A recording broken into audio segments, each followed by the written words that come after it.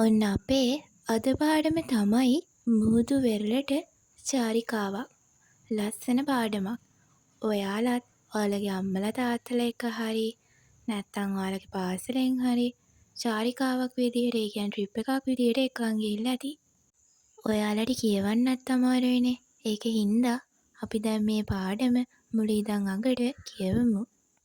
පාඩමට යන්න කලින් channel එකට like එකක් දාලා subscribe කරන්නකෝ.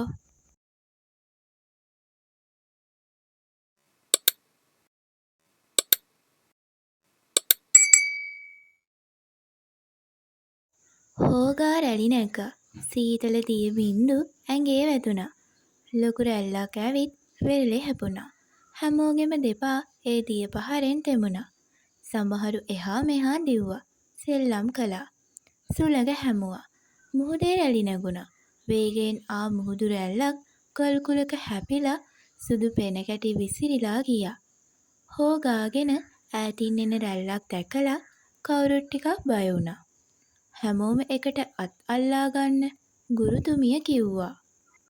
වරුණි තැනින් තැන තිබුණු සිප්පි කටු කවඩි එකතු කරගත්තා. මනුකයි තරිඳුයි වෙරළේ වාඩි වෙලා වැලි මාලිගාවක් හැදුවා. වරුණි ලස්සන සිප්පි කටු වලින් මාලිගාව සැරසුවා. හැමෝම ඒ දිහා බලාගෙන හිටියා. ගුරුතුමිය කැමරාවෙන් පින්තූරයක් ගත්තා. සරුංගලයක් ඈත අහසේ පාවෙනවා. ඒ දිහා බලාගෙන සමහරු විනෝද වුණා. වෙරළ අයිනේ දම්පාට බිම් තඹුරු මල් පිපී තිබුණා. ඒ දිගේ වැවුණු වැටකෙයියා ගාල වෙරළ ආරක්ෂා කරනවා කියලා ගුරුතුමිය කිව්වා.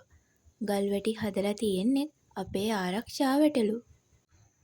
ඈත මුහුදේ නැවක් නැංගුරම්ලා තිබුණා. ගුරුතුමිය නැවේ කුඹගහ මුදුනේ වැනෙන කොඩිය ළමයින්ට පෙන්නුවා. ධීවර බෝට්ටු වෙරළේ තැනින් තැන නවත්වලා. දැල් ආම්පන්න තව තැනක ගොඩ ගහලා. වෙලෙන්දෝ මාළු තෝරනවා. ලොකුම ලොකු මාළු කූරියෝ රිදී පාටින් දිලිසෙනවා. උදේට වෙරළ හරිම කලබලයි. මුහුදු ගිහින් ආ ධීවර පිරිසක් ළමයින්ට අත වැනුවා. මුහුද හරිම ලස්සනයි. රවිඳු දබරැගිල්ලෙන් වැල්ලේ ලිව්වා. මුහුදු රැල්ලක් ආවොත් අකුරු මැකේ. තරිඳු කිව්වා. මුහුදයි මුහුදු වෙරළයි දෙකම ලස්සනයි. ඒ අපි හැමෝම මුහුදු වෙරළ පිරිසිදුව තියාගෙන ඉන්න නිසා. වරුණි කිව්වේ මුහුදේ සද්දෙටත් වඩා සද්දෙන්. අහසයි මුහුදයි එකට ගෑවෙනවද? නිසල් ඇහුවා.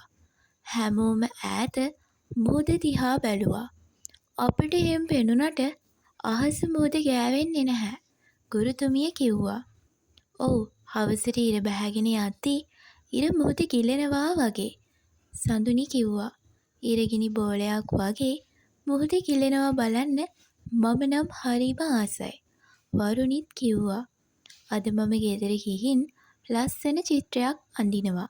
මනුක කිව්වා. හරි ඔන්න ඔයාලත් රැල්ල පාගන්න ගිය අවස්ථාවක් මතක් කරගන්න.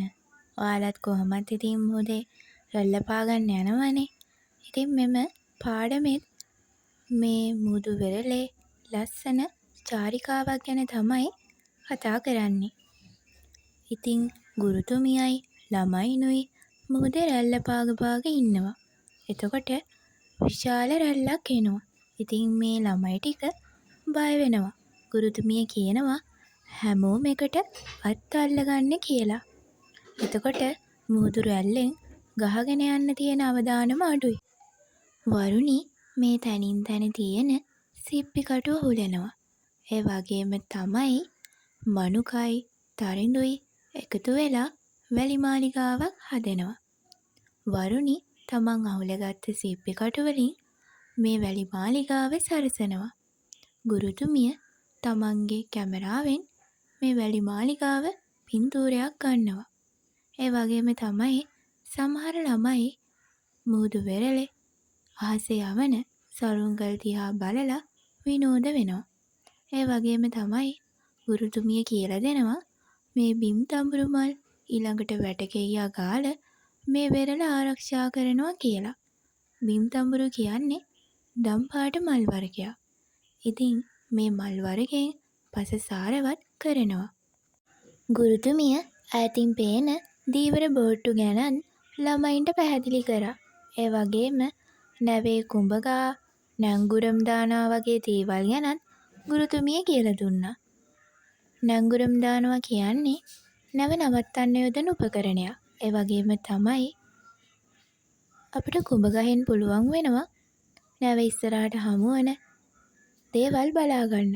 ඉතින් ඒ වගේම ඒ රට නියෝජනය කරන කොඩිය දැමීමද සිදු කරනවා. බලන්න මේ රූපේ ඈත දීවර බෝට්ටු නවත්තලා තියෙනවා පේනවා. ඒ වගේම තමයි දීවර කර්මාන්තයේදී භාවිතා කරන විවිධ වූ අවි ආයුධ හම්බන්න තියෙනවත් පේනවා. ඉතින් ඒ වගේම රිදී පාට මාළු කූරියෝ ලස්සනට දිලිසෙනවා පේනවා. ඉතින් මේ වෙලාවට මේ පැත්ත හරිම කලබලයි නේද? මාළු විකුණන්දී මාර සද්දයක් තමයි ඇහෙන්නේ. ඊට පස්සේ රවිඳු මුහුදු වෙරළ ලියනවා මුහුදු වෙරළ හරිම ලස්සනයි කියලා. තනිඳු කියනවා මුහුදු රැල්ල ආවොත් ඕක මැකිලායි කියලා. ඊට පස්සේ වරුණ කියනවා ගොඩාක් සද්දෙන් මුහුදයි මුහුදු වෙරළයි දෙකම ලස්සනයි. ඒ අපි හැමෝම මුහුදු වෙරළ පිරිසිදුව තියාගෙන ඉන්න නිසා. ඉතින් මේකෙන් අපිට පේනවා වරුණි මුහුදු වෙරළට ගොඩාක් කැමතියි කියලා. ඊට පස්සේ නිසල් අහනවා අහසයි මුහුදයි එකට ගෑවෙනවද?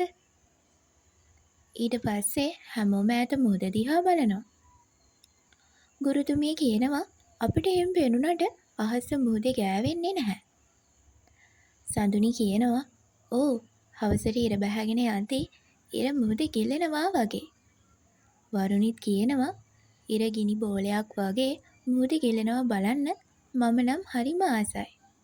මනුක කියනවා මම ගෙදර ගිහිල්ලා ඉර බැහැගෙන යන ආකාරය ලස්සන චිත්‍රයකින් අඳිනවා කියලා. ඉතින් ඔයාලත් චිත්‍ර අඳින්න ගොඩාක් කැමතියිනේ. ඔයාලත් මේ ඉර බැසගෙන යාමේ ලස්සන චමත්කාර දර්ශනය චිත්‍රයකින් අඳින්න.